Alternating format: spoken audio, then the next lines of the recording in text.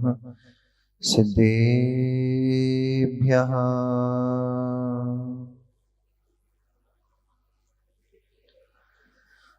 ॐ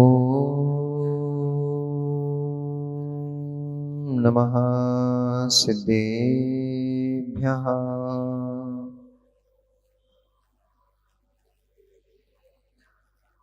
ॐ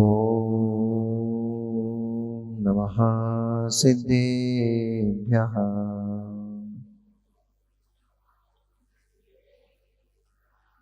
तव सिद्धे नय सिद्धे संयम सिद्धे चरित्र सिद्धया नाणं मे दंसनं मिया सिद्धे सिरसा नमस्सामि। सिद्धं संपूर्ण भव्यर्थं सिद्धेः कारणमुत्तमम् प्रशस्त दर्शन ज्ञान चारित्र प्रतिपादनम् सुरेंद्र मुकुट श्लिष्ट पाद पद्मान् सुकेशरम् प्रणमामि महावीरम् लोकत्रय मंगलम्। नमो अरिहन्ताणम् नमो सिद्धाणुं नमो आयर्याणुं नमो वज्रायाणुं नमो लोए सब्साहूणं। जय बोलिए अनंत अनंत परम सिद्ध परमेष्ठी भगवान की। जय बोलिए अनंत अनंत 24 तीर्थंकर भगवान की। आचार्य भगवंत कुंद कुंद देव की। परम पूजनीय आचार्य भगवान श्री गविशेण स्वामी महामुनि राज की। परम पूजनीय आचार्य भगवान गणाचार्य विराग सागर जी महामुनि राज की। परम पूजनीय चरया श्रोमणी अध्यात्म योगी प्रवचन प्रवर्तक आचार्य भगवान गुरुदेव श्री विराग विशुद्ध सागर जी महामुनि राज की। अहिंसा समय विश्व जैन धर्म की। मित्रागी प्रभु श्री रामचंद्र भगवान की। पूज मुनि श्री साक्ष्य सागर जी महाराज जी की जय। पूज मुनि श्री निर्वित्य सागर जी महाराज जी की जय। समस्त आचार्य संघ की जय। मनुष्यों, वर्तमान शासन नायक भगवान वर्धमान स्वामी की मुख कमल से निश्चित भगवती मजनवाणी का हम सभी कर्णांजलि से पान कर रहे हैं। यह वाग्वादिनी, यह भगवती मजनवाणी सभी जीवों का कल्याण करे, सभी जीवों का मोक्ष मार्ग प्रशस्त करे। आचार्य भगवंत करुण दृष्टि रखते हुए यहाँ संसार में भटकते हुए जीवों को दुखों से निकलकर सुख की प्राप्ति कैसे हो जाए उसका मार्ग बतला रहे हैं। दुखी जीव कैसे संसार दुखों से निकल करके सुखी हो, इन भावों से उत्प्रोत हृदय में वात्सल्य करुणा दया को धारण करते हुए वे आचार्य भगवंत दुख से सुख में पहुंचने का मार्ग बतला रहे हैं। आचार्य भगवंत कहते हैं, जो दुखों के संसार के दुखों से निकाल करके सुख में धरता है उसी का नाम धर्म है। आचार्य भगवंत समंत भद्र स्वामी ने धर्म की यही परिभाषा दी है। वह धर्म धर्म नहीं जो प्राणी को सुखी ना कर पाए, जिसमें जीव सुखी ना हो, ऐसा धर्म धर्म संज्ञा को प्राप्त कैसे हो सकता है। धर्म का कार्य ही सुख देना है, जीव को सुखी करना है। और धर्म ही जीव को सुखी न कर पाए तो उस धर्म की धर्म संज्ञा नहीं हो सकती, वो अधर्म ही है। इसलिए संसार दुखों से निकाल करके जो धरती उत्तमे सुखे, जो उत्तम सुख में धरता है उसका नाम है धर्म। अनेक अनेक लोगों ने अनेक अनेक प्रकार से धर्म की परिभाषाएं की हैं, परंतु अज्ञानियों ने धर्म के वास्तविक स्वरूप को नहीं समझ पाने के कारण, धर्म के मर्म को नहीं समझ पाने के कारण खोटे कार्यों में भी धर्म संज्ञा दे दी। हिंसा के कार्य धर्म कहलाने लग गए। अनीति, अत्याचार, अन्याय ये भी धर्म संज्ञा को प्राप्त हो गया। यदि अनीति धर्म होने लग गई तो नीति क्या होगी? यदि हिंसा धर्म होने लग गया तो अहिंसा क्या होगा? यदि पाप ही धर्म होने लग गया तो सत्कार्य, पुण्य कार्य, धर्म कार्य इनकी आवश्यकता क्या है? संसार में ऐसा कौन सा प्राणी है जो पापों से मुक्त हो? संसार में कौन ऐसा प्राणी है? संसारी प्राणी पाप में लगे हुए, पाप कुंभ में ही पड़े हुए हैं। यदि पाप ही धर्म संज्ञा को प्राप्त हो जाएगा तो फिर अब तक तो सारे के सारे प्राणी संसार से मुक्त हो चुके होते, पार हो चुके होते। क्यों? प्रत्येक प्राणी कर ही रहा है वो। फिर तो अन्य कार्य करने की आवश्यकता नहीं थी, पाप से ही मुक्ति हो जाती। अज्ञानियों ने धर्म नहीं समझा। सुनर संहार, अश्व संहार, पितृ संहार, मातृ संहार, इनको भी धर्म संज्ञा दी। ऐसे ऐसे कुबंधों का प्रादुर्भाव हुआ था, परंतु सत्य यह है कक्का, कितने ही अंत पंत बन जाए, शाश्वत शाश्वत होता है, अशाश्वत अशाश्वत होता है। शाश्वत शाश्वत होता है, अशाश्वत अशाश्वत होता है। अशाश्वत को नष्ट होना ही पड़ता है क्योंकि वो अशाश्वत है। बनेगा, बना है, निर्माण हुआ है, नष्ट होना पड़ता है क्योंकि वो अशाश्वत होता है। शाश्वत नष्ट नहीं होता। आप कह सकते हो कि आपके सिद्ध भगवान भी तो सिद्ध नहीं थे, सिद्ध बने हैं। किसी के दिमाग में प्रश्न आ सकता है कि आपके सिद्ध भगवान भी तो सिद्ध नहीं थे, वे सिद्ध बने हैं और आपकी परिभाषा के अनुसार जो सिद्ध बना है उसको नष्ट होना चाहिए। परंतु आचार्य समंतभद्र स्वामी तो लिख रहे हैं कि काले कल्प सते पिचा गति सेवा नाम ना विक्रिय लक्ष्य उत्पातो भी यदि स्यात् कर्ण सम्भ्रांति कर्णपटवी, कि कितने ही संसार में उत्पाद हो जाए। सुनना भैया ध्यान से, क्योंकि ऐसी परिभाषाएं लोगों ने बना के रखी हुई हैं। जब संसार में अत्याचार अनाचार फैल जाता है, जब संसार में पापी पाप फैल जाता है, तो परमात्मा अवतार को प्राप्त होता है। परमात्मा संसार में अवतार लेता है। ऐसी कल्पनाएं, ऐसी कोरी कल्पनाएं अनाचार को मिटाने के लिए, अत्याचार को मिटाने के लिए परमात्मा अपना सुख छोड़ के आएगा। यानी आपके घर के दुख तकलीफ मिटाने के लिए कोई दूसरा व्यक्ति अपने सारे सुखों की तिलांजलि देगा, फिर वो आपके घर में आकर के रहेगा क्लेश में। अरे भाई, वो क्लेश से ही तो बच करके सुख का जीवन जीने गया था, और जब वो सुख का जीवन जीने लग गया है, अब क्या वो वापस से क्लेश में फंसने आएगा? क्या कभी नहीं आएगा। जैसे जला हुआ बीज पुनः कभी अंकुरित नहीं होता है, ऐसे ही जिन्होंने कर्म, जो कि संसार का बीज था, संसार का बीज कौन है? संसार का बीज कौन है? कर्म, आयु कर्म। आयु कर्म ही नहीं होगा तो संसार में ठहरेगा किससे? इसलिए वे परमात्मा ने उस कर्म को ही बीज के समान जला करके राख कर दिया है।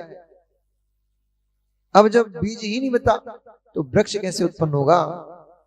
बीज ही जल गया, वृक्ष कैसे उत्पन्न होगा? ऐसे ही जो कर्म रूपी बीज संसार में घुमा रहे थे, वो कर्म रूपी बीज जिन्होंने भस्मीभूत कर दिए हैं, भस्म बना दिया, उनको राख बना दिया है जला करके, अब वे परमात्मा कौन से कर्म के उद्देश्य से संसार में जन्म लेंगे, आएंगे? जन्म आयु कर्म से होता है, और जो शाश्वत होता है उसकी आयु नहीं होती। जन्म आयु कर्म से होता है, और जिसका संसार जिसका जन्म होता है वो आयु कर्म के साथ होता है, और जो है उसमें आयु कर्म नहीं होता। शाश्वत में आयु कर्म नहीं है। जीव शाश्वत होता है। सिद्ध पर्याय की उत्पत्ति हुई है, ना कि सिद्ध जीव की उत्पत्ति हुई है। सिद्ध जीव में सिद्ध पर्याय की उत्पत्ति हुई है। जीव में सिद्ध पर्याय की उत्पत्ति हुई है, सिद्ध जीव की उत्पत्ति नहीं हुई है, और पर्याय के भेद है। सादि शांत, सादि अनंत, अनादि शांत, अनादि अनंत, ये पर्यायों के भेद हैं। इसलिए सिद्ध पर्याय होने पर भी शाश्वत होती है, क्योंकि वह सादि अनंत पर्याय है। उत्पन्न हुई है सिद्ध पर्याय। सिद्ध भगवान उत्पन्न नहीं हुए, आत्मा उत्पन्न नहीं हुई है। इसका थोड़ा सा वॉल्यूम तो बढ़ाओ तो भैया, बैठा है क्या?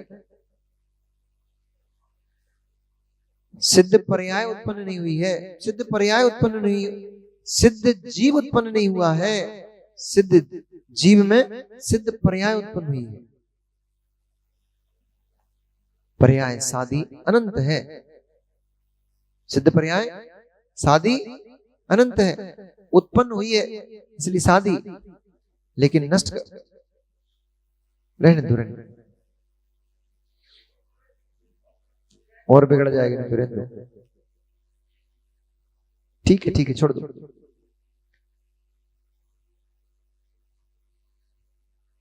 सादि अनंत है, उत्पन्न हुई है इसलिए सादि है, अब कभी नष्ट नहीं हुई इसलिए अनंत है। उत्पन्न हुई है सिद्ध पर्याय। सिद्ध भगवान की उत्पत्ति हुई कि नहीं हुई? पर्याय की तो पूछ रहे हैं। सिद्ध पर्याय की उत्पत्ति हुई कि नहीं हुई? हमारे यहां एक ईश्वरवाद नहीं है कि एक ईश्वर अनादि से है, वही चला रहा है, वही चलता रहेगा। यहां हर एक जीव के अंदर भगवान बनने की योग्यता बताई गई है। सुनील भैया भूल नहीं जाना, वो बाड़े का मकान घूरा ही साफ होकर के सुंदर भवन बन गया। ऐसे ही ये संसार में भटकती संसारी आत्मा, कर्मों से बद्ध आत्मा, यही साफ सफाई होकर के कर्मों की मलिनता हट जाती है, यही सिद्ध बनती है, यही भगवान बनती है।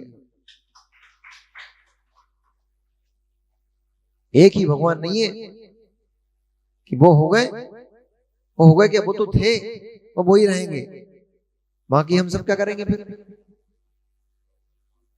तो फिर आप हे भगवान, जब हमें भगवान बन ही नहीं पाना है, जब हमें संसार में भटकते रहना है, तो हम आपके दरवाजे पे नरियल चढ़ावे काहे को आए? हे एक ईश्वरवादी, मेरा आपसे प्रश्न है कि आप अपने प्रभु की आराधना, अपने भगवान की आराधना करने क्यों जाते हो?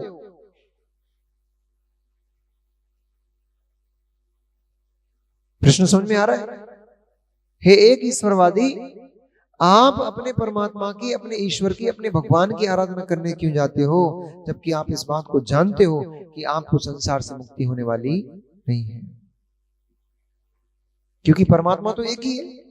संसार से मुक्ति हो गई तो तुम परमात्मा बन जाओगे, तो तुम्हारी परमात्मा तुम बनने वाले हो नहीं, यानी संसार से तुम्हारी मुक्ति होने वाली है नहीं है। तो फिर काय को चिरौंजी चढ़ाते फिर रहे हो, फिर काय को नरियल फोड़ते फिर रहे हो, फिर काय को अगरबत्ती लगा रहे हो, फिर क्यों उपवास कर रहे हो, फिर क्यों व्रत आदि को, संयम आदि को धारण कर रहे हो? क्या आवश्यकता इसकी?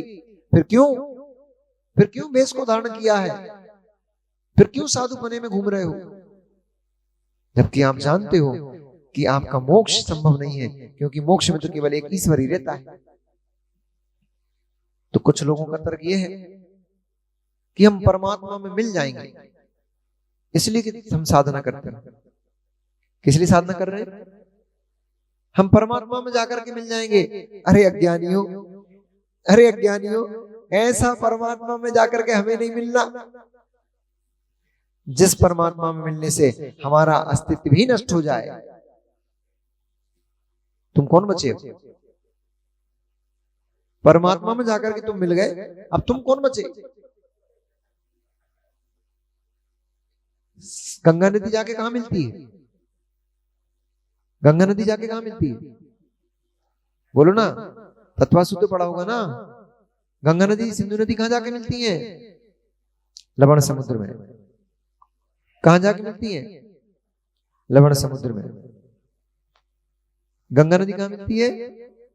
समुद्र में जाकर के। सिंधु नदी कहां जाके मिलती है? समुद्र में जाके मिलती है। समुद्र में मिलने के बाद गंगा कहां है? समुद्र में मिलने के बाद गंगा कहां है? गंगा का अस्तित्व समाप्त। सिंधु का अस्तित्व अब किसका अस्तित्व है? एकमात्र समुद्र का। जैसे गंगा नदी में मिलकर, समुद्र में मिलकर गंगा नदी अपना अस्तित्व खो देती है, जैसे समुद्र में मिलकर सिंधु नदी अपना अस्तित्व खो देती है, हमें तुम्हारे परमात्मा में ऐसे नहीं मिलना कि हमारा अस्तित्व भी खो जाए, अस्तित्व भी नष्ट हो जाए, हम बचे ही नहीं। सुख कौन भोगेगा? हम बचे ही नहीं। अब उस परमात्मा से मिलन का सुख कौन भोगेगा? इसलिए हम परमात्मा में मिलना पसंद नहीं करते। हम परमात्मा में मिलना पसंद नहीं करते। हम परमात्मा के दर्शन करके, परमात्मा की वंदना करके हम परमात्मा बनना पसंद करते हैं। परमात्मा में मिलकर के हम अपना अस्तित्व नहीं खोना चाहते। ऐसा मिलना हमें पसंद नहीं है जिससे हम ही नष्ट हो जाए। मिलने के बाद खिचड़ी हो जाती है। मिलने के बाद, हे चावल, तूने अपनी सत्ता को खो दिया। हे मूंग की दाल, तूने अपनी सत्ता को खो दिया। चावल, तूने अपनी सत्ता को खो दिया। दाल, तूने अपनी सत्ता को खो दिया।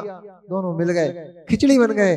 हे संसारी जीव, तूने अपनी सत्ता को खो दिया, कर्म तुझसे मिल गए, तेरी भी खिचड़ी बन गई। ना तू जीव है, ना तू पुद्गल है। कहा है भैया पिंटू? तू पिंटू भैया क्या हो तुम?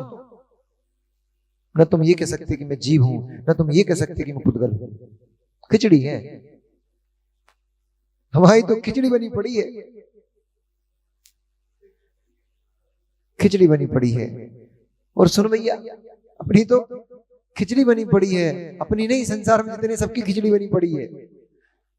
चाहे देव हो वो भी खिचड़ी है, चाहे नारकी हो वो भी खिचड़ी है, त्रियंच हो वो भी खिचड़ी है, मनुष्य हो, निगोदिया हो, सब खिचड़ी है। मिक्सचर है, शुद्ध नहीं है। मिश्र का आनंद ले रहे हो, खिचड़ी का आनंद ले रहे हो, शुद्ध का तो आनंद पता ही नहीं है।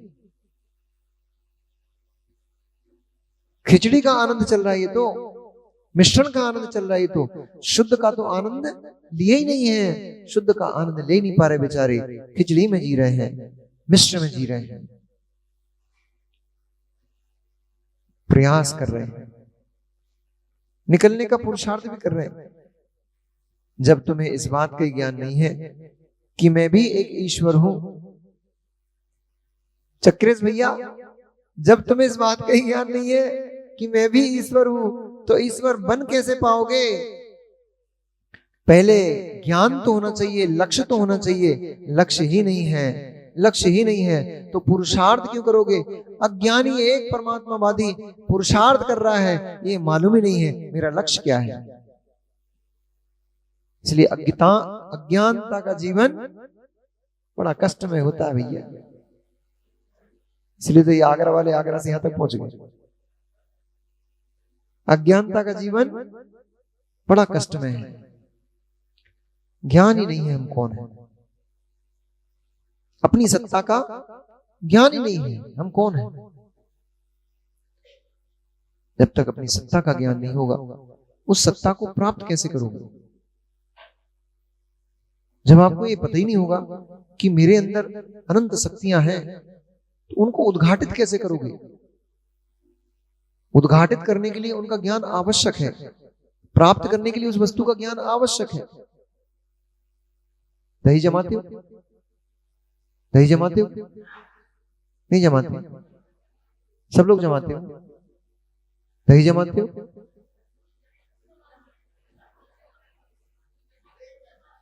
सिलवानी की अम्मा है, समझदार हो गई है। दही जमाते हो? दूध जमाते हो? दूध जमाते हो। दूध जामन डाल करके दूध जमा रहे हो, दही बना रहे हो, क्या आवश्यकता है? क्या आवश्यकता है दही जमाने की, दूध जमाने की? दूध जमा करके दही बनाने की आवश्यकता क्या पड़ गई आपको? बोलो ना। घी चाहिए, तो घी आपको दिख रहा है उसमें क्या, दूध में? तो फिर क्यों जमा रहे हो? दूध में घी दिख रहा है क्या? नहीं दिख रहा, तो फिर क्यों जमा रहे हो? फिर किसने कहा इसमें से घी निकलेगा? नहीं दिख रहा, नहीं दिख रहा, तो किसने कहा इसमें से घी निकलेगा? क्यों जमा रहे हो? दिखता है, दिखता है, दिखता है, तभी तो दूध को जमा करके दही बना रहे हो। और दही को जमाने की इतनी सारी, दही को जमाने के बाद उसको भाने की इतनी मेहनत कर रहे हो, इतनी प्रक्रिया कर रहे हो, हाथ हिला रहे हो, रही हिला रहे, अब रही में नहीं, मशीन हिलती है, तो मशीन हिला रहे हो, हाथ से उसको मथ रहे हो। ये सब प्रक्रिया क्यों कर रहे हो? क्योंकि उसमें घी है। ये ज्ञान में दिख रहा है, आंखों से नहीं दिख रहा। दूध में घी आंखों से नहीं दिख रहा ड्राइवर साहब, दूध में घी आंखों से नहीं दिख रहा, पर दिख रहा है। नहीं देखते तो जमाते क्यों? नहीं देखते तो जमाते क्यों? नहीं देखते तो भाते क्यों?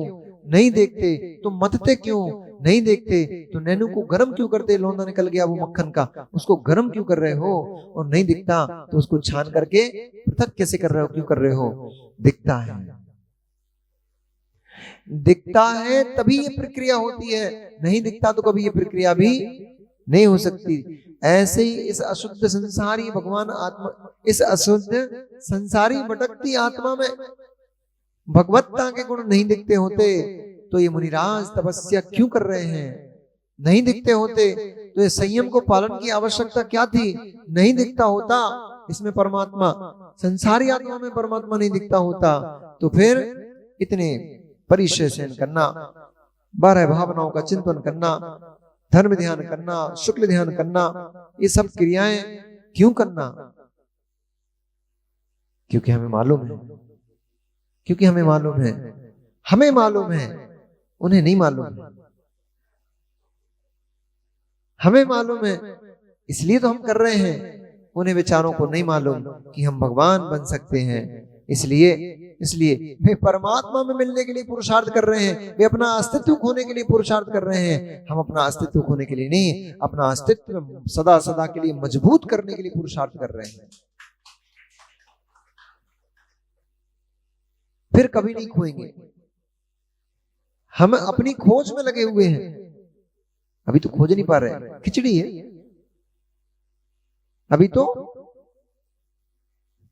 दाल अपने आप को नहीं पहचान पा रही, चावल अपने आप को नहीं पहचान पा रहा, अभी तो दोनों दाल और चावल मिले हुए खिचड़ी संज्ञा को प्राप्त हो गए हैं। खिचड़ी का ही आनंद चल रहा है। ऐसे ही भैया अभी मनुष्य पर्याय का आनंद चल रहा है, खिचड़ी का आनंद चल रहा है। किसी को देव पर्याय का आनंद चल रहा है, खिचड़ी का आनंद चल रहा है। शुद्ध स्वभाव नहीं है, शुद्ध स्वाद नहीं है ये। न चावल का शुद्ध है न दाल का शुद्ध है, दोनों के मिश्र से स्वाद ही बिगड़ गया है। घी और पड़ गो फालतू में, घी और पड़ गो फालतू में। वैसे ही तो स्वाद बिगड़ा पड़ा था, तू और क्यों आ गया और स्वाद बिगाड़ दिया। आपको तो लगता है अच्छा हो गया, घी पड़ने से स्वादिष्ट हो गया ना खिचड़ी। जो जो स्वाद बना था वो और बिगड़ गया। अब तीसरा स्वाद शुरू हो गया है। अब ना शुद्ध घी का बचा, न शुद्ध दाल का बचा, न शुद्ध चावल का बचा। वैसे ही तो हालत खराब पड़ी थी, वैसे ही तो खिचड़ी में नहीं पड़े थे भैया, दो मिल गए थे। तो सुनो रिंक भैया, अकेले थे तब तक शुद्ध स्वभाव था, अकेले चावल था तब तक चावल का अपना स्वभाव था, स्वाद था। जब से दाल पड़ गई तब से स्वाद बिगड़ गया, खिचड़ी हो गई। अकेले घूम रहे थे तो अपना अपना स्वाद था, जब से माला पड़ गई खिचड़ी हो गई, स्वाद बिगड़ गया। और फिर एक दो और आ गए, अब घी पड़ गया, अब तो और ही स्वाद बिगड़ गया। अब तो खिचड़ी भी नहीं बची बेचारी, और स्वाद बिगड़ गया। ऐसी संसार की दशा है, ऐसी संसार की दशा है। देख लो भैया, जिनके हो गए वे भी देख लो, और जिनके होने वाले हैं वे भी देख लो। जो अभी होने वाले होने में भी दूर है वे भी अभी समझ लो। खिचड़ी नहीं बनना हो, सुन रहे हो ना, खिचड़ी नहीं बनना हो तो अपने स्वाद को मत खोना, अपने अस्तित्व को मत खोना। अपना अस्तित्व खो दिया, अपने अस्तित्व को मत खोना, अपना अस्तित्व खो दिया। सुन लो भैया, इलो कुछ मिल गया तो अस्तित्व खो गया, कुछ मिल गया तो अस्तित्व खो गया। हे दाल, हे चावल, हे घी, तू मिल गया तो तेरा अपना अस्तित्व खो गया। दाल चावल से ना मिली होती, चावल दाल से ना मिला होता तो शुद्ध दाल अपना स्वाद देती, शुद्ध चावल अपना स्वाद देता। पर जैसे ही मिल गए स्वाद बिगड़ गया, घी और मिल गया तो स्वाद बिगड़ गया। अब ना दाल का स्वाद बचा, ना घी का स्वाद बचा, ना ही चावल का स्वाद, स्वाद बिगड़ गया। ऐसे ही संसारी जीवों की पर्याय हैं दोनों। वो एक बेचारा अपना स्वाद बिगाड़ने जा रहा है, परमात्मा मिलने जा रहा है। दाल का चावल से मिलन हो गया तो स्वाद बिगड़ गया, तेरा परमात्मा से मिलन हो जाएगा तो तेरा भी स्वाद बिगड़ जाएगा, तेरा अपना अस्तित्व नष्ट, तेरा अपना अस्तित्व नष्ट हो गया। अब तू कुछ भी नहीं बचा। क्या बचा? गंगा तू बचा नहीं, सिंधु तू बचा नहीं, समुद्र में मिलकर के तू क्या हो गया? समुद्र हो गया, खारा हो गया। कहां गंगा का मीठा पानी था, मिलकर के खारा हो गया। सिंधु, हे सिंधु नदी, तेरा कितना स्वादिष्ट मिष्ट जल था, मीठा जल था, पर समुद्र में मिलकर के तू खारी हो गई। ऐसे ही संसारी प्राणियों की दशा है भैया, अभिषेक भैया। मिल मिल करके खारे हो जाते हैं। मिलो मत, मिलना ही है तो एकत्र विभक्त अपने निज आत्म स्वरूप से मिल लो। मिष्ट मिष्ट होते चले जाओगे, मीठे मीठे होते चले जाओगे। मिलना ही है तो क्षीर सागर में जाकर के मिल जाओ, तो कम से कम खारे तो नहीं कहलाओगे, मीठे हो जाओगे, भगवान के अभिषेक के काम में आओगे। आगे आज एक बहुत सुंदर विषय मैंने पढ़ा, जो कभी मैंने नहीं पढ़ा था, जान ही नहीं था। अष्टपौढ़ जी ग्रंथ में आचार्य भगवान क्या बोल रहे हैं? वो पाषाण भी पुण्य को प्राप्त होता है जो भगवान की प्रतिमा बना है। वो जल भी पुण्य को प्राप्त होता है, वो जल भी पुण्य कर्म को प्राप्त हो रहा है जो भगवान के अभिषेक के लिए आ रहा है। वो पुष्प भी पुण्य को प्राप्त हो रहा है जो भगवान के चरणों में चढ़ रहा है, वो भी पुण्यात्मा है। पुण्यात्मा तो है ही, परंतु उसका काय भगवान के चरणों में धर्म के कार्य में समर्पित हो रहा है, इसलिए वो भी पुण्य को प्राप्त हो रहा है। जीव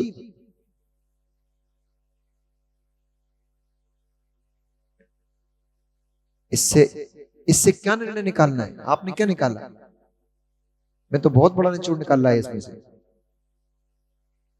मैं तो इसमें से बहुत बड़ा सार निकाल के लाया हूं। आपने इतना सुन के क्या निचोड़ निकाला? मैंने ये निचोड़ निकाला, प्रश्न था भाव शून्य भक्ति करने से क्या होगा? बिना भाव की भक्ति करने का क्या मतलब है? वो पुष्प का चढ़ने का कोई भाव नहीं था, वो जल का, भगवान के अभिषेक का कोई भाव नहीं था, वो नैवेद्य, वो चावल, उनका भगवान के चरणों में चढ़ने का, पूजन में समर्पित होने का कोई भाव नहीं था, परंतु देह शुभ कार्य में समर्पित हुई है, इसलिए उस देह के निमित्त से ही वो जीव पुण्य कर्म का आश्रय कर रहा है। इसलिए भाव शून्य पूरी क्रिया जो है प्रतिफलंती नास्ति, ऐसा समंत्रभद्र स्वामी ने कहा है, ऐसा समंत्रभद्र स्वामी ने ब्रज समुस्तुत में कहा है। उसकी अपेक्षा यह है आपके लिए मोक्ष मार्ग में प्रयोजन भूत नहीं है वो, परंतु परंपरा से वो भी मोक्ष का कारण बनता है। इसलिए नहीं भी मन लगे मां, कभी ये मत सोचा करो अब आज मन नहीं लग रहा पूजन कर भी नहीं जा रहे, ये मत सोचा करो आज मन नहीं है पूजन का, आज तो मन दुखी है इसलिए आज नहीं करते हैं, धर्म नहीं करते हैं, आज मन में समझ में नहीं आ रहा। सुनना भैया, समझ में नहीं आए, जितनी माताएं ये बीच में दोपहर की क्लास में आना बंद हो गई हैं, वो वापस से आना शुरू कर दो। रक्षाबंधन तो बहुत दूर है। अरे बल्लू भैया क्यों अपनी धुलवा रहे हो? बल्लू भैया पूरी समाज के सामने काहे अपनी धुलवा रहे हो? हम तो ये समझते थे आपके घर की बहुएं, हम तो ये समझते थे आपके घर की बहुएं धर्मात्मा है, अशुद्ध भोजन ग्रहण नहीं करती है। आप कह रहे हो 8 दिन पहले से पूजा पपड़ियां बनने लगे, अवैध से बना बना के रख लोगे, 8-8 दिन तक अभक्ष खाओगे का? सोच समझ के बोला करो मेरे सामने भाई। तुम अपनी तो धुलवा रहे हो, साथ साथ विचार उनकी क्या धुलवा रहे हो? अरे ठीक है, मतलब किस बात का बदला विचारों से ले रहे हो? आप घर में मान लो अभक्ष खाओगे जी, अब बढ़िया 8-8 दिन की आप खाते हो, पर उनकी क्यों धुलवा रहे हो कि तुमने वैसे बना के रख दी? श्रावक के घर में इतना पुराना थोड़ी बनता है, 8-8 दिन को ये पकड़ने चल रही है, तुरंत बनाता तुरंत खाता है, सो इनको तुरंत बना बना के खिलाइए भैया, है अभक्ष नहीं खिलाना। माताओं करत करत अभ्यास के जड़मती होत सुजान, रसरी आवत जाती ही सिर पर पड़त निशान। ये डॉक्टर साहब कहाँ गए, आए कि नहीं आए? पारस भैया से कहना, पारस भैया से बोलना, कहने आलाप पद्धति कक्कत तुमने शुरू करवाई थी। बेचारे उनको झेल नहीं रही है, सब महिलाएं बोल रही हैं महाराज जी बहुत कठिन विषय है, बहुत कठिन विषय है। जिनने शुरू करवाई वे तो बेचारे आ ही नहीं रहे, और इनको समझना पड़ रही, इनको समझना पड़ रही है उसको। पारस भैया से बोलना, कहने आलाप पद्धति चल रही है, अच्छा विषय। माताओं से ये कहना है कठिन समझ करके बंद मत करना, कठिन समझ करके बंद मत करना। बंद कर दिया तो कभी नहीं समझ पाओगे। नहीं भी समझ में आए तो भी बैठ के सुनो, कुछ तो समझ में आएगा। नहीं भी समझ में आए तो भी बैठ के सुनो, कुछ तो समझ में आएगा। कुछ नहीं भी समझ में आए तो भी बैठ के सुनो, उपयोग तो धर्म में लगा रहेगा, उपयोग तो शुभ में लगा रहेगा, मन वचन काय तो पवित्र होता रहेगा। जब एक जीव, सुनील भैया, जब एक जीव नहीं सुन रहा तब भी मात्र भगवान के चरणों में चढ़ करके भगवान के अभिषेक का पात्र होकर के और पुण्य कमा रहा है वो जीव, तो हम तो भाव भक्ति पूर्वक बैठ के यहाँ सुनेंगे। सुन भी लिया, कुछ नहीं भी समझ में आएगा तो भी टेंशन नहीं करना, सुन करके जो भाव विशुद्धि बनेगी उससे तुम्हारा कल्याण हो जाएगा। आज समझ में नहीं आ रहा कक्का, अच्छा नहीं भी समझ में आ रहा, इतना समझ में आ रहा है कि हमें कच्चू भी समझ में नहीं आ रहा है। नहीं भी समझ में आ रहा कुछ भी कि महाराज क्या पढ़ा रहे हैं, क्या बोल रहे हैं, इतना तो समझ में आ गया ना कि मेरे कुछ भी समझ में नहीं आ रहा, तो कम से कम आपको इस बात का पता तो पड़ जाएगा। हम तो ज्ञानी बने बने फिर रहे थे बहुत, हमें तो लगता था मान कषाय गलित हो जाएगी इससे भी, ये तो पता पड़ जाएगा। हम तो अपने आप को बहुत ज्ञानी समझते थे, हम तो समझते थे हमें इतना ज्ञान हो गया, इतना ज्ञान हो गया। अब पता पड़ रहा है हमें तो कच्चू ज्ञान नहीं है। नहीं, सिलवानी की महिलाएं, सिलवानी के पुरुष तो बहुत अच्छे हैं, ये लोग, ये माता बहन भैया तो अच्छे लोग यहाँ के, ये बता देते हैं। हाँ, हमारे कछु कछु छात्र तो ऐसे हैं कि एक ही बात को 5-7 बार समझाना पड़ता है। पर लेकिन इतने अच्छे हैं बेचारे, इतने अच्छे हैं, शर्माते नहीं है, सकुचाते नहीं है। क्यों शर्माना? और क्यों शर्माना? जब आए सीखने के लिए है तो हम तो कभी नहीं शर्माते थे आचार्य के पास। आचार्य जी बोलते थे अब तुम्हें समझ पे समय पे समझ में आएगा। एक ही बात को पता लगा 5 बार सिखा दिया, उन्होंने बता दिया, समझा दिया, 5 अलग अलग उदाहरण देके समझा दिया। अब अपनी छोटी सी बुद्धि है, नहीं घुस रहे उसमें बात, सुनना माता हो, अपनी छोटी सी बुद्धि है, 6 उपसमय ज्ञान है, इतना सा 6 उपसमय नहीं घुस रही, मान लो बात। हमने फिर पूछा आचार्य अभी भी समझ में नहीं आ रही। अच्छा ठीक है, दूसरा उदाहरण देके समझाया, नहीं आई आचार्य जी समझ में, फिर तीसरा उदाहरण देके अलग अलग तरीके से समझाया, फिर अपनी नीचे मुंडी में, अभी भी नहीं आई क्या? नहीं आ रही आचार्य जी। अब ठीक है, जब समझ में आएगी सो जाएगी। तो बोले ठीक है, एक काम करो, फिर थोड़े समय इंतजार करो, समय पर समझ में आएगी। तो कुछ चीजें ऐसी होती है तुरंत समझ में नहीं आती। बहुत सारे विषय ऐसे हैं जो आचार्य जी जब पढ़ाते थे तब समझ में नहीं आए। जब विहार कर रहे थे तब कहीं वो घटना सामने आई, तब समझ में आया आचार्य जी ने इस विषय पे क्या पढ़ाया था। उस दिन समझ में आया कि इसका अर्थ क्या था। सुन रहे हो अनंत भाई?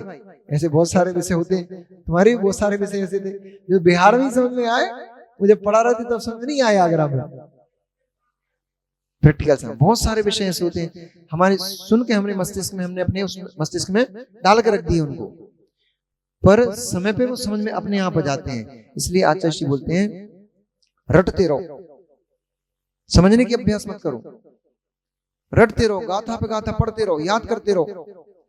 उन गाथाओं का अर्थ पढ़ते पढ़ते पढ़ते पढ़ते अपने आप समझ में आने लग जाता है।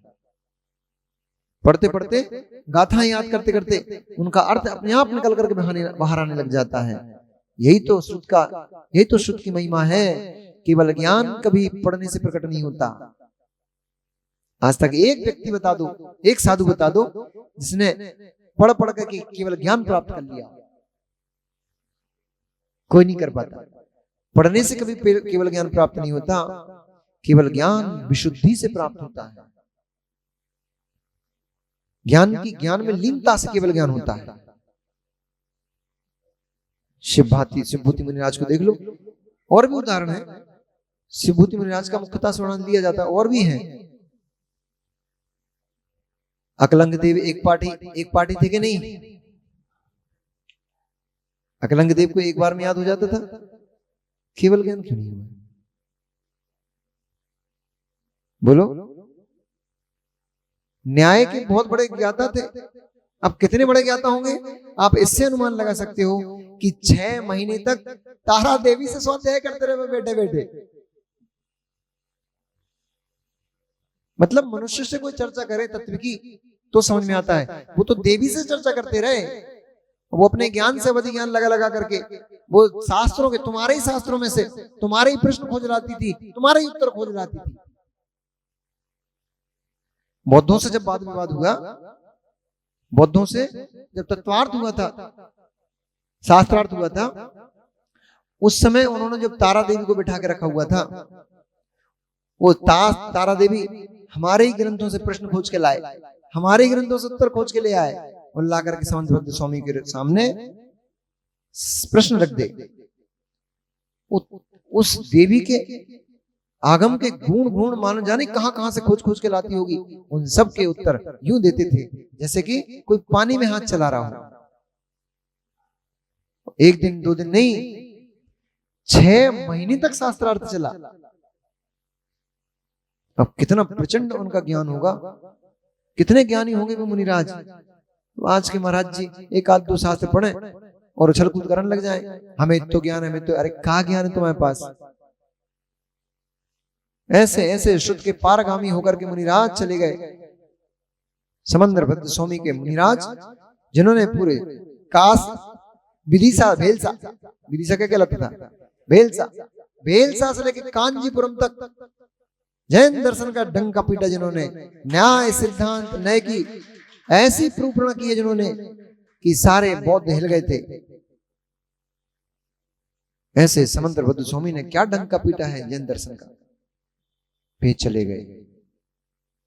उनने अहंकार नहीं किया।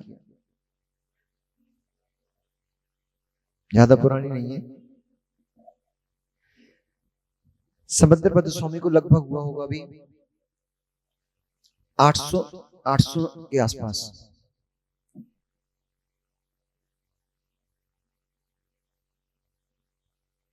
800 से 1000 वर्ष के आसपास। कुल मिलाकर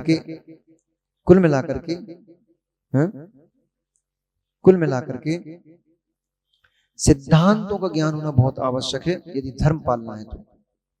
सिद्धांतों का ज्ञान हुए बिना धर्म नहीं पल पाएगा। पालते भी रहोगे परंतु मिथ्यात्व में डूब जाओगे। किसी ने कहा चलो भैया हम परमात्मा में तुम्हें मिला देते हैं, तुम तुरंत तैयार, सूटकेस लगा के तैयार। ठीक है भैया भगवान से मिलने जा रहे हैं, चलो मिलने जाओ। मिलने मत जाओ, मिलने मत जाओ, मिलने जाओ, मिलने जाओ, मिलने मत जाओ। भगवान को देख करके निज से मिलन हो जाए इसके लिए मिलने जाओ। भगवान में मिलने मत जाओ। भगवान के दर्शन से मेरा मुझसे मिलन हो जाए इसके लिए भगवान के द्वार पर जाओ। वो भगवान के द्वार पर जाकर अगर दुकानदारी मांगने लगे, घर परिवार मांगने लगे तो तुम कहाँ मांगने गए? क्या करने गए थे? क्या करने गए थे? क्या करने लग गए? वो हम लोग जब गया के लिए बिहार चल रहा था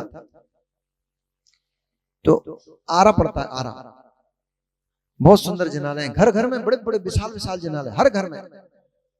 आपने किए? हम लोगों ने दर्शन किए। हर घर में ऐसे विशाल विशाल जिनालय हैं और ऐसी प्राचीन प्राचीन प्रतिमाएं, हजार हजार वर्ष, दो हजार वर्ष पुरानी प्रतिमाएं घरों में। वो लोग बोलते हैं हमारे पास महाराज जी ये हमारी संपत्ति है। ये हमारे सिलवानी के डॉक्टर, ये मामा रेडियो लोग, ये अपनी संपत्ति किसको गिनते हैं? महाराज जी हमारे पास 15 प्लॉट है, 100-150 एकड़ जमीन है, ये हमारी संपत्ति है। 1 किलो सोना रखो, 2 किलो चांदी, 10 किलो चांदी रखी है, ये हमारी संपत्ति है। क्यों विजय भैया? इसको गिनते हो ना संपत्ति? वहां के लोग क्या कहते हैं? गुरुदेव ये हमारी संपत्ति है। जिनेंद्र भगवान की प्रतिमाएं, जिन मंदिर घरों में बने कितने बड़े बड़े, जैसे तुम्हारे चंदापुर भगवान की वेदी है ना, ऐसे बड़े बड़े विशाल विशाल वेदियां पूरी खचाखच भर रही हैं जिन बिंबों से। एक एक घर में सैकड़ों जिनालय हैं। वो लोग बोलते हैं महाराज जी ये हमारी संपत्ति है, हमारे पूर्वजों ने ये संपत्ति हमें दी है। हम लोग जब वहां गए तो वहां पे आचार्य ने एक सूत्र दिया था, क्या करने आए थे क्या करने लग गए। कुछ व्याख्यान चल रहा था, क्लास चल रही थी दोपहर की, तो दोपहर की क्लास में मुनिराजों को संबोधन आया था। संबोधन के लिए आचार्य ने कुछ मतलब मुनिराजों के ऊपर कुछ चर्चा चल रही थी कि मुनिराजों को अपना कैसा जीवन जीना चाहिए, मुनिराजों के कर्तव्य क्या है, क्या करना चाहिए, ऐसा कुछ चर्चा चल रही थी। तो आचार्य के मुंह से निकलने लग गया, हाँ कुछ तो इन कार्यों में मुनिराज नहीं उलझते हैं, ऐसा कुछ प्रकरण चल रहा था। तो आचार्य जी बोले सुन लो भैया, क्या कह रही जिनवाणी, क्या कह रही जिनवाणी? साधु बना जाता है आत्मा के कल्याण के लिए, साधु दुनिया के निर्माण कार्यों के लिए नहीं बना जाता, आत्म कल्याण के आत्म निर्माण के लिए बना जाता है। ऐसा समझाते हुए फिर आचार्य समझाते समझाते फिर बोले देख लो भैया क्या करने आए थे, क्या करने लग गए। तो वहां पे क्या, जो वो यूपी है ना, बिहार है ना, तो एक बच्चे को खड़ा किया वहां पे, बोले बालक खड़ा हो, बोले इसको बिहारी में बोल। तो वो पूरा एक बहुत जबरदस्त पूरे, फिर तो पूरे सम्मेद शिखर की यात्रा में वो पूरे बिहार में जब तक गमन चलता रहा वहां उस क्षेत्र में सब में वो सूत्र ही चलता रहा। फिर तो बोले बेटा बोल बिहारी में, क्या करने आए थे, क्या करने लग गए। तो उसने बिहारी में बोला का करन आए होल अन का करन लगल। बोले क्या करने आए थे, क्या करने लग गए? ऐसे ही अपने आप को देखो भैया, मनुष्य पर्याय लेके क्या करने आए थे और हम क्या करने लग गए? यही करने आए थे क्या? बोलो भाई, यही करने आए थे क्या? आत्मा के गुणों की प्राप्ति के लिए आए थे। संयम क्यों धारण करा? संयम क्यों धारण करा? कोई रात्रि भोजन नहीं करता, कोई बाजार का नहीं खाता, कोई आलू प्याज नहीं खा रहा है। क्यों? कारण क्या है? क्यों नहीं खा रहे हो? क्या दिक्कत है इसमें? कोई तो बताओ। इतनी सारी माता यहाँ पे आलू प्याज की त्यागी होंगी, छान के पानी पीते होगे, रात्रि में भोजन नहीं करते होगे। क्यों नहीं करते हो ऐसा? क्या समस्या है इसमें? हैं? अभी आपको पता नहीं, जीव दया के लिए नहीं करते हो। क्यों भैया? आप लोग किसके लिए करते हो रात्रि भोजन त्याग? जीव दया के लिए, जीवों की जीव न मर जाए इसके लिए ना। बोलो भाई आनंद, तुम्हारे आगरा में नहीं पूछा था मैंने एक बार, किसके लिए करते हो? जीव न मर जाए, जीवों की प्रार्थना हो जाए, इसके लिए करते हो ना? है? स्वयं के ऊपर दया। जीव न मर जाए इसके लिए हम रात का भोजन नहीं त्यागे। आलू में बहुत सारे जीव होते हैं, उनकी बिरादर ना हो जाए इसके लिए हम आलू नहीं खाते। आलू का त्याग नहीं किया इसलिए हम। पानी में बहुत सारे जीव, उनकी बिरादर ना हो जाए इसलिए हम पानी छान कर नहीं पीते। मुझे कर्म का बंध ना हो जाए इसके लिए हम करते हैं। किस लिए करते हो? मैं संसार से भयभीत हो गया हूं, डर गया हूं। इस संसार में परिभ्रमण और संसार के दुखों से मुझे डर लगने लग गया है। और जिनको नहीं लग गया वे धड़ल्ले से खा रहे हैं। जिनको संसार से, संसार के दुखों से भय नहीं लग रहा है, वे ना रात्रि भोजन त्याग कर पा रहे हैं, न भगवान की पूजन अभिषेक कर पा रहे हैं, ना अभक्ष पदार्थों का सेवन, खाना छोड़ पा रहे हैं, क्योंकि उन्हें अभी संसार अच्छा लग रहा है। संसार में उन्हें अभी सार दिख रहा है। और जिन्हें संसार असार दिखने लग गया है, संसार भय भव भीरू हो गए हैं। अक्षत क्या हो गए? भव भीरू। जिन्हें संसार परिभ्रमण चुभने लग गया है, उससे डर लगने लग गया है, जन्म मरण के दुख अब जिससे सही नहीं जाते हैं, वे जीव धर्म की ओर चलते हैं। वे दया करते हैं, वे छान कर पानी पिएंगे। क्यों? उनको मालूम है एक बूंद जीव में कितने जीव, कितने। हाँ, जो शाम की क्लास में जो बैठ गए वे असंख्यात कहने लग गए, और जो शाम की क्लास में नहीं आए वे अभी तक 36,450 गिना रहे हैं। एक बूंद अच्छे पानी में असंख्यात जीव हैं। उन असंख्यात जीवों को यदि मैं पी गया तो उतने सारे जीवों की हत्या का पाप कर्म का आश्रय बंद मुझे हो जाएगा, उससे मेरा संसार चक्र बढ़ जाएगा। इसके लिए रात्रि भोजन, इसके लिए छान के पानी पीना पड़ता है। रात्रि में भोजन करूंगा, अभक्ष भोजन होगा, जीवों की विराधना होगी, तो जीवों की विराधना के लिए नहीं, मैं उस जीव की विराधना से कर्म बंधु को प्राप्त हो जाऊंगा, इसलिए मैं रात्रि भोजन नहीं करता। जिसे अपना लक्ष्य दिखाई देने लग जाएगा, दूसरे के काम में उतना उत्साह नहीं आता, अपने काम में ज्यादा उत्साह आता है। दूसरे की दुकान पे पिंटू तुम्हें बिठा दिया जाए कि हम आ रहे भैया रोटी खाएं, तुम बैठ जाओ, तो उसके आए ग्राहक को सामान देने में कितना आनंद आएगा तुम्हें। और बल्कि तुम्हारी वह दुकान वाला दुकानदार हो गया, वही दुकान जो तुम्हारी है वही दुकान तो है, फिर तो तुम कहोगे इधर वाले से नहीं बेटा, मैं तो इधर फालतू बैठा था, अपनी दुकान तो वो है, आजा इधर से सामान ले जा। दूसरे की दुकान पर, अरे यार आज तो रामायण शुरू नहीं हो पाई। एक दिन क्या हुआ, बिहार चल रहा था, एक बच्ची मेरा कमंडल लेकर रोज चलती थी। मेरा कमंडल लगभग 2 लीटर का है, बड़ा कमंडल है। वो 8-8, 10-10 किलोमीटर, 12-12 किलोमीटर का बिहार चार पांच दिन जो बिहार कराए उसने, तो डेली कमंडल लेके चले गए, सुबह भी और शाम को भी। एक दिन क्या हुआ, हम लोगों का मिलन अभी बीच में समत्व सागर जी से हुआ रास्ते में। उनका कमंडल भी भारी है, हमारे जितना है, लेकिन एक दिन किसी ने मेरा कमंडल उठा लिया।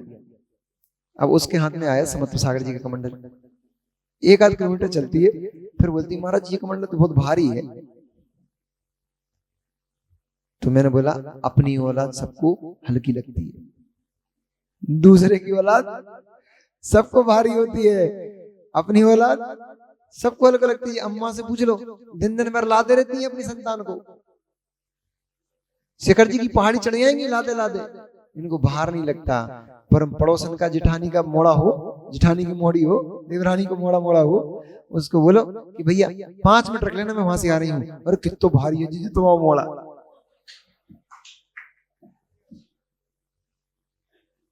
खुद की बात में रस आता है, आनंद आता है, दूसरे की बात में रस नहीं आता।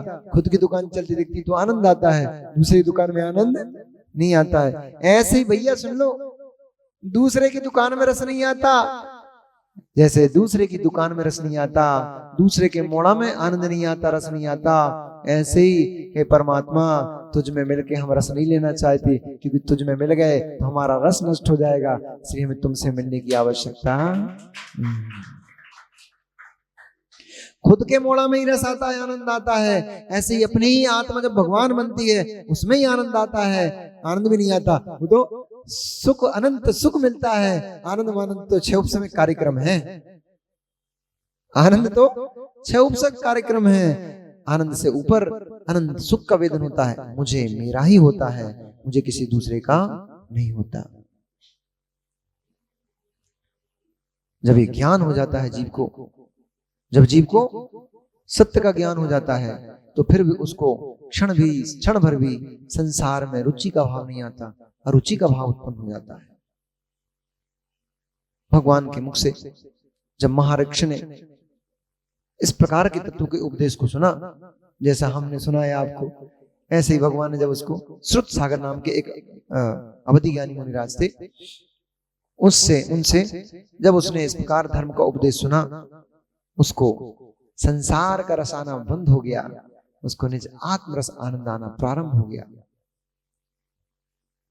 उसने ठान लिया ये संसार का रस तो खिचड़ी है, इसमें सार नहीं है। सार तो अपने शुद्ध आत्मा के रस में है, अपने आप में लीन होने में ही सार है। ऐसा सोच करके वो महारक्ष अपने पुत्र अमर रक्ष और भानुरक्ष, 2 पुत्र थे, अमर रक्ष और भानुरक्ष, दोनों को राज्य लक्ष्मी को देकर के सौंप करके, और वो अमर रक्ष को उसने राजा बनाया, भानुरक्ष को कुमार पद दिया और दे करके मुनिराज होकर के आत्मा की साधना में लीन हो गया। इनके भी अमर रक्ष भानुरक्ष के भी 10-10 पुत्र हुए।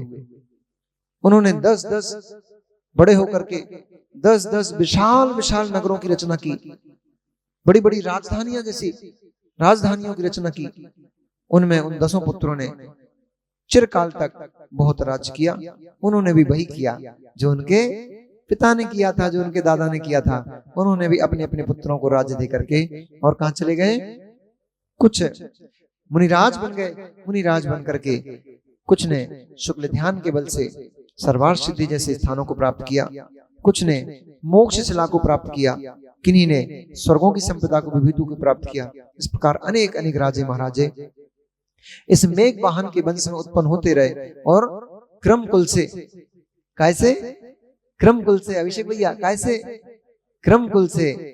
अब तुम्हें क्रम कुल में ये निभाना है कि ये नहीं करना कि जैसे लोग अपने जीवन को जीते हैं, भोगते हैं, बूढ़े होते हैं, चले जाते हैं, ये क्रम कुल नहीं है। क्रम कुल से, उनके क्रम में यही परंपरा थी, उनके कुल में यही परंपरा थी। अभी सुन रहे हो रिंकू भैया, कुल दद्दू से कह दियो, महावीर प्रसाद जी से सुना दी उनको, ये महावीर प्रसाद जी से बोलना कहीं ना, दद्दा तुम तो बोल ही सकते हो, उनसे बोलना दद्दू, ए अरहंत, दद्दू से क्या बोलना, दद्दू से कहना दद्दू अब हमारे पापा सब कुछ गृहस्थी को संभालने लग गए हैं। अब तो भैया भी गृहस्थी को संभालने लग गया है, अब वो बड़ा हो गया है, दुकानदारी चलाने लग गया है। अब ये दुकानदारी के काम को छोड़ो, वो कहने आप अपनी आत्मा का कल्याण करो। कहने आगरा में तो महाराज ने खूब समझाई थी, अब कहने हम पुनः महाराज से सुन के आए, सीख के आए हैं। उन्होंने बोला है कि दद्दू को बोलना आत्मा का कल्याण करो। ठीक है, पंडित बने बने में काम नहीं चल पाएगा, पंडित बनने में काम नहीं चल पाएगा, महापंडित बनना पड़ेगा, महायोगी बनना पड़ेगा, तब काम बन पाएगा। तो आप भी ऐसे करना। महारक्ष अमर रक्ष ने भी अपने अपने पुत्रों को राजलक्ष्मी सौंपी, उनके पुत्रों ने भी यही किया और अपने अपने पुत्रों को राजलक्ष्मी सौंप करके और सभी मोक्ष मार्ग को जाते रहे। इस प्रकार से मेघवाहन के कुल में अनेक अनेक महान महान योद्धा राजा हुए, जिन्होंने अपने क्रम कुल से कुल की परंपरा के अनुसार अपने अपने पुत्रों को राज दे करके और मोक्ष लक्ष्मी को प्राप्त किया। किन्हीं ने स्वर्ग को, किन्हीं ने सर्वासिद्धि आदि स्थानों को प्राप्त किया। इस प्रकार से क्रम बहुत समय तक लंबे लंबे कई हजार लाख करोड़ वर्षों तक चलता रहा। तब उसी लंका नगरी में, जिसे किन्ने दिया था, किन्ने दी थी लंका नगरी? लंका नगरी किन्ने भेंट की थी?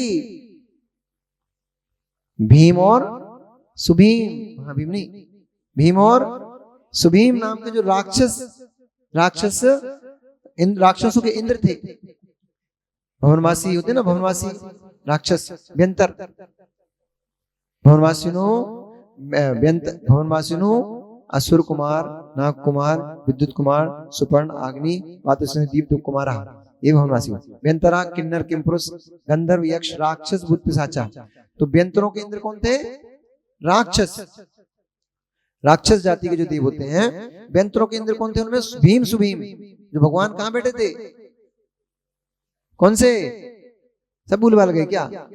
भगवान अजितनाथ स्वामी के समुषण में दिव्य ध्वनि को सुन रहे थे। वहां मेघवान को लंका नगरी भेंट की थी।